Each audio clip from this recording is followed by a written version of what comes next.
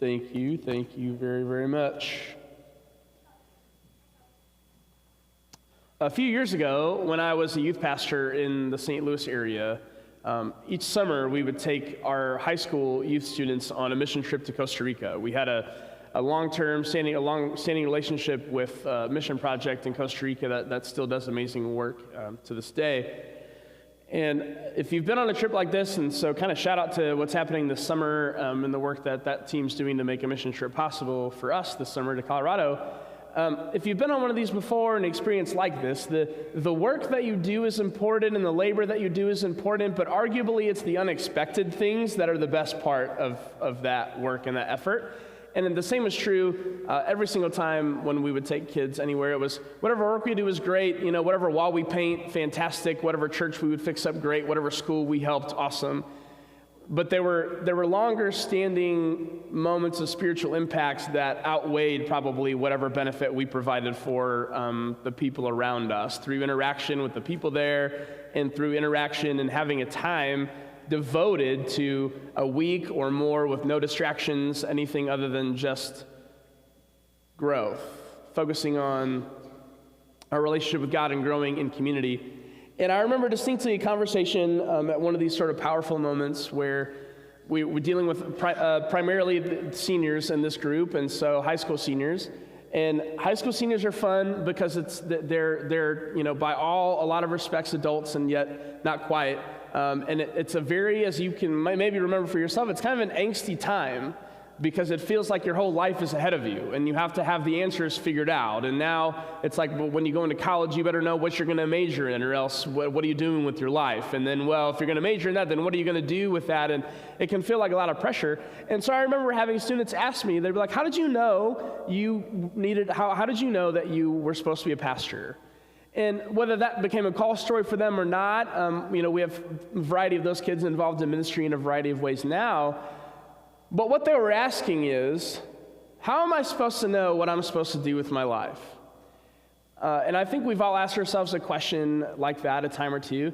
Now, the secret most high school kids don't know is that adults don't know the answer to that question either. Amen? It seems like we do, but we really don't. And so at that crossroads of your life, it seems like you're supposed to know, and yet many of us have lived our entire lives without knowing the answer to that question. And so as I'm getting this question thrown at me and kind of pondering how I might respond, the response came fairly easily to me when we asked the question, what am I supposed to do with my life? I think the church plays a role in this too, that I think a lot of times the church makes everything like overly spiritual in a sense, that everything we do with our lives is supposed to be this grand calling from God that we receive, and so this is what I'm supposed to do, and so it can be hard to decipher for ourselves, well, how do I fit into that, and what am I supposed to do? And the answer came fairly easily to me when posed this question by high school students. What you're supposed to do with your life is the next right thing, period. What you're supposed to do with your life is to do the next right thing. And if we do the next right thing, lo and behold, eventually we will look around and say, oh my gosh, I'm exactly where it is that I'm supposed to be. And I'm doing exactly what I'm supposed to be doing. That's just a life of faith. A life of faith just means intentionally honoring God by and through whatever it is that we do next. That's the answer to the question. If that fits in a grand scheme, or we can decide exactly what we do occupationally and how many kids we're supposed to have and where we're supposed to live and all of that, I don't know.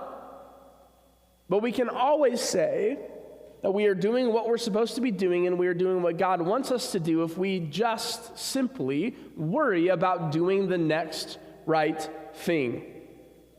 And as we're finishing off this week our series Field of Dreams, which is this baseball-themed series about various dreams in the Bible, we started it off with some Field of Dreams clips from the movie, and we're going to cap it that way today as well. And if you remember in that story, a movie starring Kevin Costner, Ray Kinsella, who's played by Kevin Costner, has this premonition and is hearing voices, and he decides what he's supposed to do is he's supposed to tear down his cornfield that provides for his family and build a baseball field there. He doesn't know why yet. He just knows that that's what he's supposed to do. And so he does that. And then the voices keep coming, and he keeps responding, and he keeps doing the next thing that he's supposed to do. He eventually travels to Boston because that's what he and his wife have a shared dream, that he's supposed to meet Terrence Mann, who's played by James Earl Jones. And he doesn't know why he's supposed to do that, but he's being obedient to what's laid out in front of him as the very next right thing. And he does this over and over and over again and is constantly wondering, when is the payoff here? Even after these ghost baseball players appear to play on the field, and he has this amazing experience of seeing deceased baseball players, legends of the game, coming to play, he's still left wondering, how is this supposed to help me? What did I do this for? And ultimately, he has a conversation when Shoeless Joe Jackson, one of the baseball players, invites James Earl Jones to join him and the rest of the players out in the corn at the end of the day, like they do at the end of every day. And this makes Ray Kinsella, Kevin Costner, extremely mad. Check it out. Wait a second. Why him? I built this field. You wouldn't be here if it weren't for me. Well, you wouldn't be here if it weren't. Pets. You have a family. I know, but I want to know what's out there. I want to see it. But you're not invited. Not invited? What do you mean I'm not invited? That's my corn out there. You guys are guests in my corn. Ray. No, wait. I have done everything I've been asked to do. I didn't understand it, but I've done it.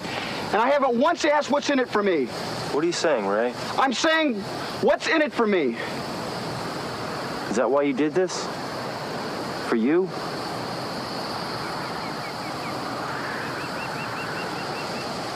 I think you better stay here, Ray.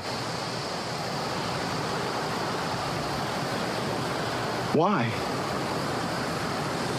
Ray, there was a reason they chose me, just as there was a reason they chose you in this field. Why?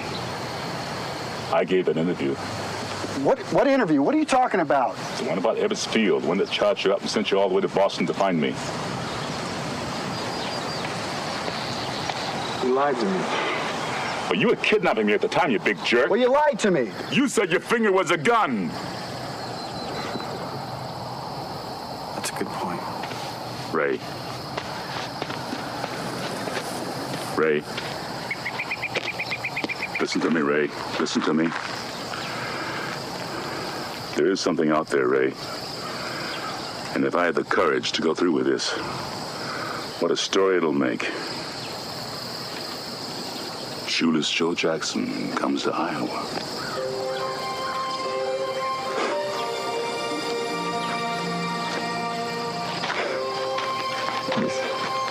Are you going to write about it? What? You better write about it. You're going to write about it? That's what I do.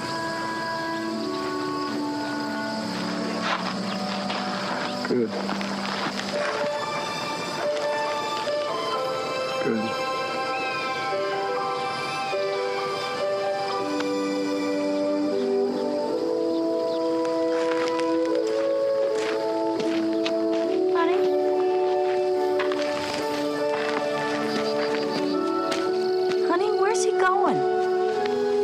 Harry's been invited to go out with the other players.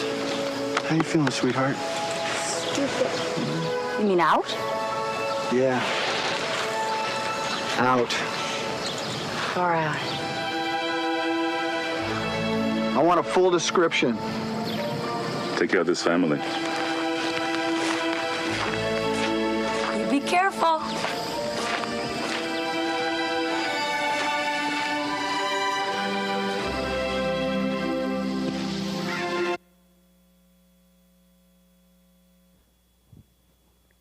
So Ray says, I've always done what's asked of me. I've done what's asked of me time and time and time again. All I've done is what's asked of me. When's my payoff? What's in it for me? It seems like I do the good things and everybody else benefits. When do I receive my benefit? He's frustrated because he keeps doing all of these things and feels like, when do I get my cut? In our biblical narrative, there's a guy who has a similar feeling named Jacob. Jacob is a descendant of Father Abraham. And in the Genesis narrative of our Bibles, he waits for a blessing. He waits for his own payoff, and he waits and waits and waits. And then he decides, you know what, forget it, I'm done waiting. I'm going to take it for myself.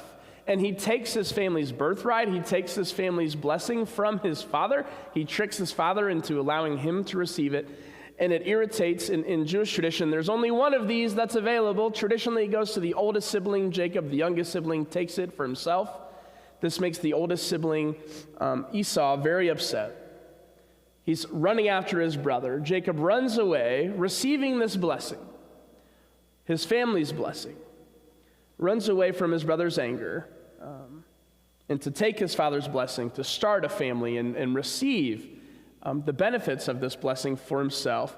And while he's running, he stops for the night and has a famous dream. You might know it as Jacob's ladder. It's found in Genesis 28. Let's read it together. It says, Jacob had a dream in which he saw a stairway resting on the earth, with its top reaching heaven, and the angels of God were ascending and descending on it. There above it stood the Lord, and he said, I am the Lord, the God of your father Abraham and the God of Isaac. I will give you and your descendants the land on which you are lying. Your descendants will be like the dust of the earth, and you will be spread out to the west and to the east and to the north and to the south. All peoples on earth will be blessed through you and your offspring. I am with you and will watch over you wherever you go, and I will bring you back to this land. I will not leave you until I have done what I have promised you. So God promises Jacob descendants, a big family. This, within the culture and the time, that's the goal, that's the purpose of existence, that's the purpose of life, and God promises this to Jacob. Now, this is the same promise that God made to Abraham. God is reaffirming this promise to Jacob now. The same family, God says, I haven't forgotten about it. It's going to happen. Stick with me. And Jacob, now it's going to happen through you. God promises his presence and provision while his family grows. This is the dream. And now it says, when Jacob awoke from his sleep, he thought, surely the Lord is in this place, and I was not aware of it. He was afraid, which afraid isn't a great English word for what it means. You can get that from the context clues. It would be more like he was in awe and said, how awesome is this place? This is none other than the house of God. This is the gate of heaven.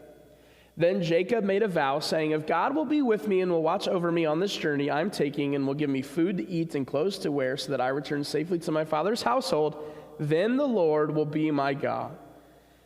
So Jacob wakes up from this dream and is profoundly changed. Imagine if you feel so confident that God has blessed you, that God has made a promise to you, how you would live differently in response, how assured you would be that that promise is going to come true no matter what you face, no matter what's going on in your life, no matter who you are, where you come from, or where you're going.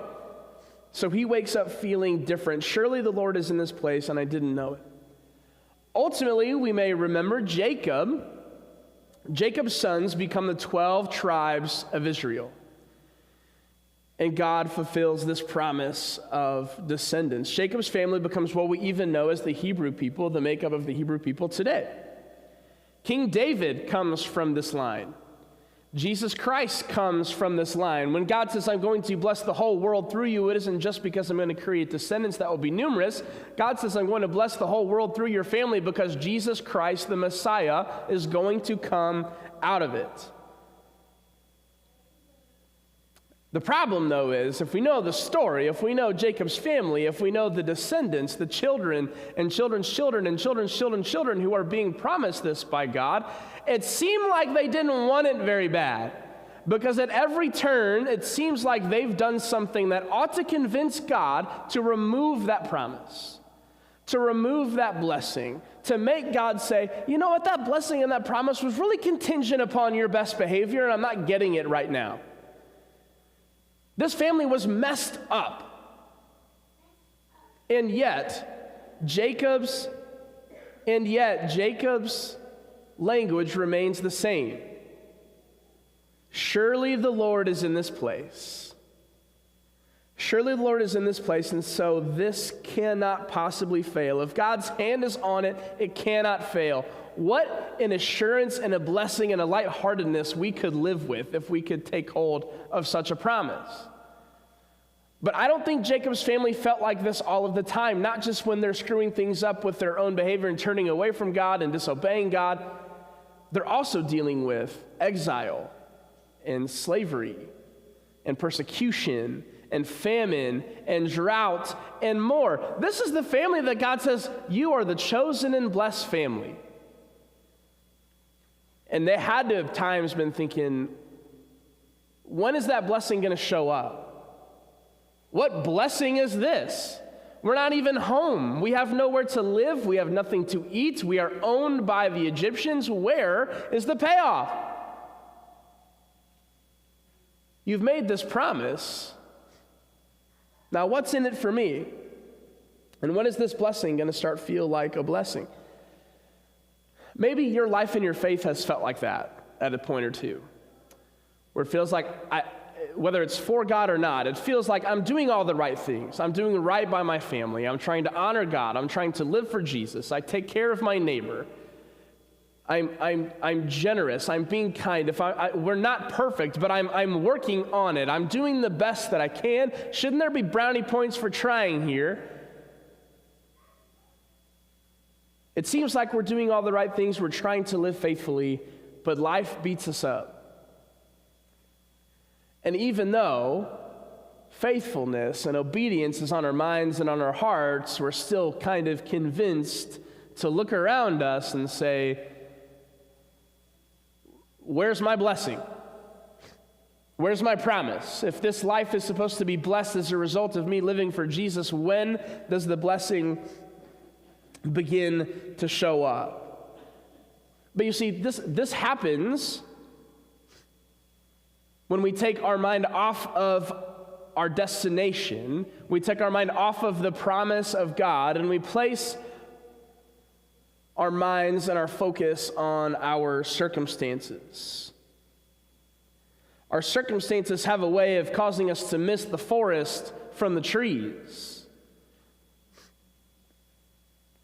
That God's promise is still good even when our situations are not. That we should be hopeful people even in the midst of trial and persecution and struggle. Because what if we live day by day faithfully with the belief and the understanding and truly the knowledge that the Lord is in this place, that God has made us a promise, and that promise cannot fail. Because ultimately this promise that God has made to Jacob isn't just about his descendants, it isn't just about his family. The promise upheld when God said, I will be with you and I'll provide provision for you until my promise is fulfilled. The promise is fulfilled through Jesus Christ. The promise to Abraham, the promise to Jacob, the promise to Moses. The fulfillment of that promise and the fulfillment of God's promise to his people is found in Jesus. This ladder from heaven to earth that Jacob sees is a vision of what God is going to do, which is not bring us up from earth to heaven, but to bring heaven to earth. And God does so through Jesus. And because of Jesus, this new kingdom that God ushers in from this ladder is now among us. And since God is among us, and truly God is in us, then no situation, no negative circumstance, no positive situation, no positive circumstance is ever wasted, but everything belongs. It might not be exactly the way that we originally planned. It might not even be the way God originally wanted, but as a result of God's promise through Jesus and this new kingdom, everything belongs where it is. Even if our dreams don't become a reality in the way we expect, or we feel like our efforts of love are being thwarted and pointless and not going anywhere, even if we don't receive the benefit of this promise in this life, we can be assured that because God has kept his promise through Jesus, that the benefit of God's promise is better than anything we could possibly imagine. What a hopeful way to live. And so in Field of Dreams, as Ray is sort of pondering all of this, and I think starting to feel like, okay, now I know what the benefit is. I get to see something really cool and unique happen, that I get to see these baseball players play. And not only that, but now people are going to flock to my farm, and they're going to pay tickets. My livelihood is taken care of. My family is taken care of. And if you know the story, he came from California. He's not really interested in farming, so now he's doing something way better than what he was doing before. His future is secure. This is the point of it all. We finally get to the payoff. Only the payoff wasn't really the payoff. Something better was in store for Ray and his family. Check it out. What?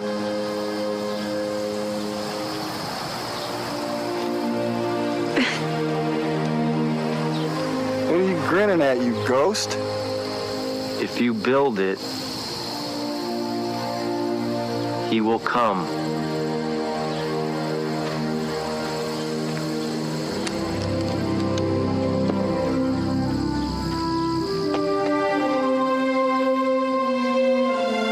Oh my God. What? What is it? It's my father.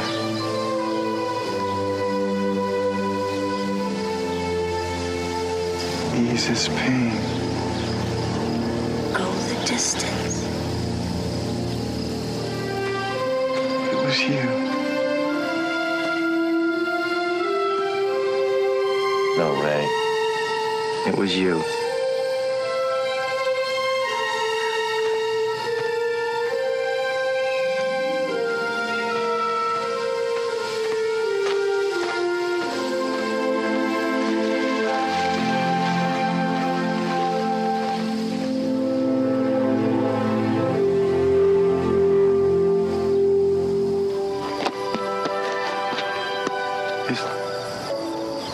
Is there a heaven? Oh, yeah. It's the place dreams come true.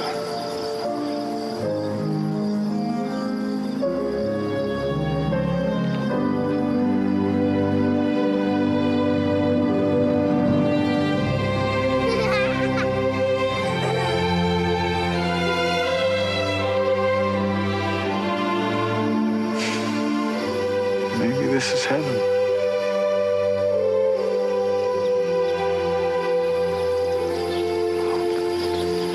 Good night, Ray. Good night, John.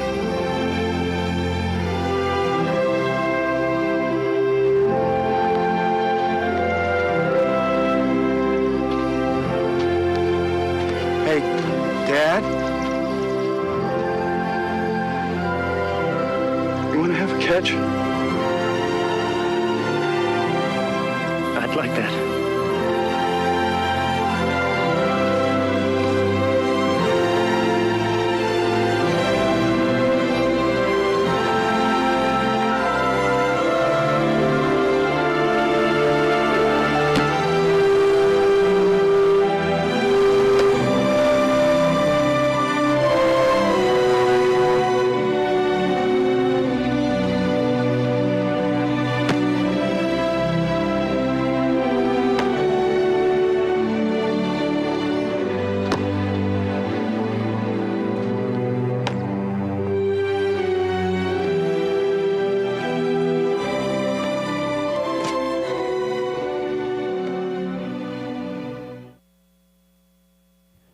So this whole time, Ray thinks it's all led to this. It's all led to the point where now he can make money and have this livelihood and have the coolest job in the world.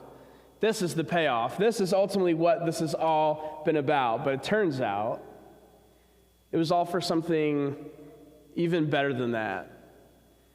It was all for something even better. In our scriptures, Ephesians 3:20 says that God is able to do more than anything we could ever ask, think, or imagine, according to his power. God is in the business of the unexpected. God is in the business of being able to do more than anything we could possibly think or dream of. God is in the business of the unexpected because God is in the business of blowing our expectations out of the water.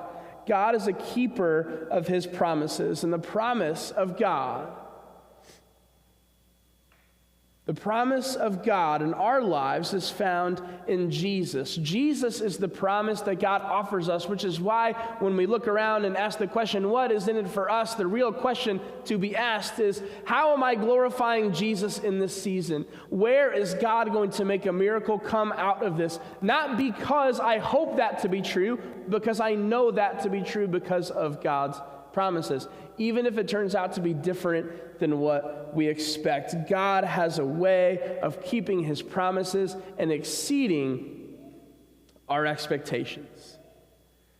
The Field of Dreams story turned out differently than Ray Kinsella would have ever imagined. He moves from California to Iowa to marry his wife and start a farm. And famously, if you know, in the beginning of the movie, he's asked by Shoeless Joe, and Shoeless Joe appears after he builds the field, and Shoeless Joe says, "Is this heaven?" Ray says, "No, it's Iowa." This whole time, Ray is doing the right thing over and over again. He's living faithfully. He looks around, and all he sees is Iowa. It's just corn everywhere. This isn't heaven, this is just Iowa. But day in and day out, moment after moment, saying yes to the next right thing, saying yes to the next right thing after that, over and over and over again. Not living faithfully out of a desire for obedience, but because we want to. This is how Ray lives, ultimately by doing the thing that was laid in front of him. All he did was do the next thing that was put in front of him, and ultimately, he could look around and say, maybe this is heaven.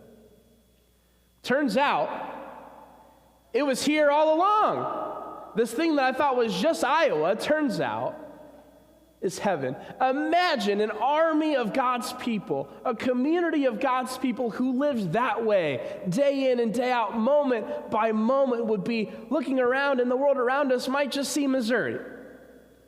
The world around us might just see Centralia. But what if we could build it in such a way that we see the kingdom of God amongst us, that eventually, if we say yes to the next right thing enough, faithfully, consistently, we may be able to look around and think, maybe this is heaven. Because God has brought heaven to us in Jesus, and our response can always be to say yes to whatever God puts in front of us, because we know there's no way we can mess it up. Surely the Lord is in this place, Jacob says. So it cannot fail.